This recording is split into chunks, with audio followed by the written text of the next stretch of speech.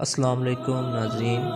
انسان زمین پر قدم رکھتے ہی قدرت کو سمجھنے، اس کی بناوٹ اور رازوں کو جاننے کی جستجو میں لگ گیا، اور انسان نے کائنات میں ایسی نشانیاں دیکھیں جس نے اسے سوچنے پر مجبور کر دیا کہ اس دنیا کی شروعات کیسے ہوئی۔ آج کی ویڈیو میں ہم قرآن پاک کے 5 ایسے معجزات کا ذکر کریں گے جو سائنس نے آج ثابت کیے ہیں۔ نمبر 1، زندگی کی شروعات۔ ہم سب جانتے ہیں کہ پانی ہماری زندگی کا ایک اہم حصہ ہے۔ اسی موضوع پر قرآن کی سورہ انبیاء میں اللہ فرماتے ہیں، اور ہم نے ہر جاندار چیز پانی سے بنائی، تو کیا وہ ایمان نہ لائیں گے؟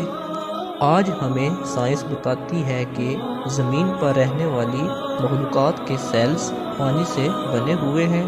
مثلاً کسی بھی انسان کے سیلز کو اگر اسٹڈی کیا جائے تو وہ 70% پانی سے بنا ہوا ہوتا ہے، اور اس کی تصدیق مائکروسکوپ کی ایجاد کے بعد ہی ہو پائی ہے۔ مائکروسکوپ کی ایجاد 12ویں صدی میں ہوئی، لیکن قرآن نے 1400 سال پہلے ہی بتا دیا کہ زندگی کی شروعات کیسے ہوئی۔ نمبر 2، جھوٹ بولنا اور ہمارے دماغ کی حرکت۔ دوستو، آپ صلی اللہ علیہ وآلہ وسلم کے دور میں ایک آیت کو ابو جہل کے بارے میں اتارا گیا، کیونکہ ابو جہل بار بار جھوٹ بولا کرتا تھا۔ اس کے بارے میں اللہ سورۃ العلق میں یوں ارشاد فرماتے ہیں، اگر وہ باز نہ آیا تو ہم ضرور پیشانی کے بال پکڑ کر کھینچیں گے، وہ پیشانی جو جھوٹی عطا کار ہے۔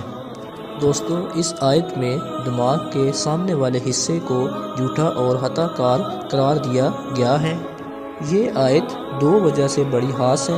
پہلی یہ کہ ہمارے دماغ کا سامنے والا حصہ ہی ہماری سوچی سمجھی حرکتوں کا ذمہ دار ہوتا ہے۔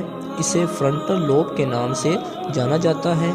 تمام نئے آنے والے دوستوں سے گزارش ہے کہ چینل کو سبسکرائب کر لیں اور بیل آئیکن کو بھی آن کر دیں، تاکہ نالج سے بھرپور، علم سے بھرپور ویڈیوز آپ کو بر وقت ملتی رہیں۔ دوسرا یہ کہ فرنٹل لوب ہی دماغ کے جھوٹ بولنے والے کام کو کنٹرول کرتا ہے۔ آج کے دور میں کی گئی بہت سی تحقیقات سے یہ ثابت ہو چکا ہے کہ دماغ کے آگے والا حصہ ہی ہماری حرکتوں اور جھوٹ بولنے کا ذمہ دار ہوتا ہے، اور انسانی دماغ کا یہ فنکشن 20ویں صدی میں سائنس کے ایڈوانس ہونے پر ہی پتہ چلا ہے، جبکہ قرآن پاک نے 1400 سال ہی پہلے یہ حقیقت بتا دی تھی۔ نمبر 3، پہاڑ۔ قرآن ہماری توجہ پہاڑوں کی طرف ایک بہت ہی خاص پہلو کی طرف کھینچتا ہے۔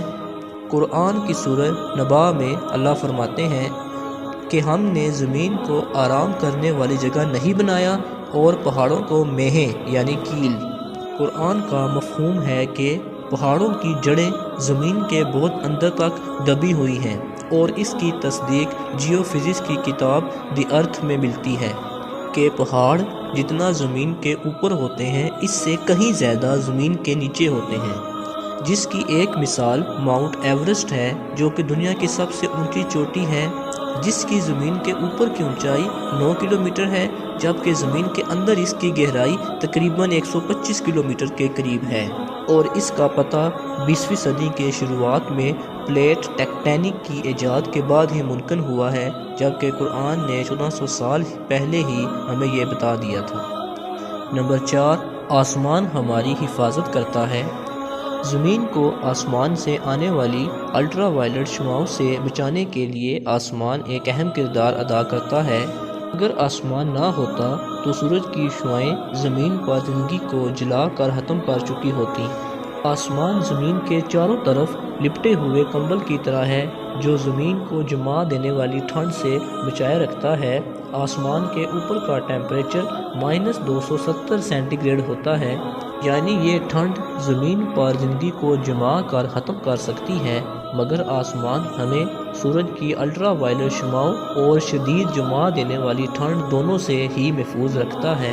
قرآن میں اللہ آسمان کا ذکر کرتے ہوئے فرماتے ہیں، اور ہم نے آسمان کو ایک محفوظ چھت بنایا، اور وہ لوگ اس کی نشانیوں سے منہ پھیر لیتے ہیں۔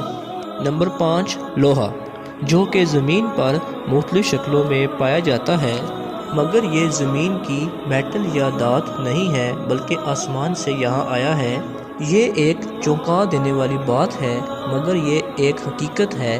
سائنس نے یہ تحقیق کی ہے کہ اربوں سال پہلے کچھ ستارے دھماکے سے پھٹے اور میٹرائٹس یعنی بڑے بڑے پتھروں کے ذریعے یہ لوہا ہماری زمین پر آیا، جس کا ذکر 1400 سال پہلے قرآن کی سورۃ حدید میں یوں ملتا ہے، اور ہم نے لوہے کو زبردست طاقت دے کر اتارا تاکہ انسان اس کا فائدہ اٹھا سکے۔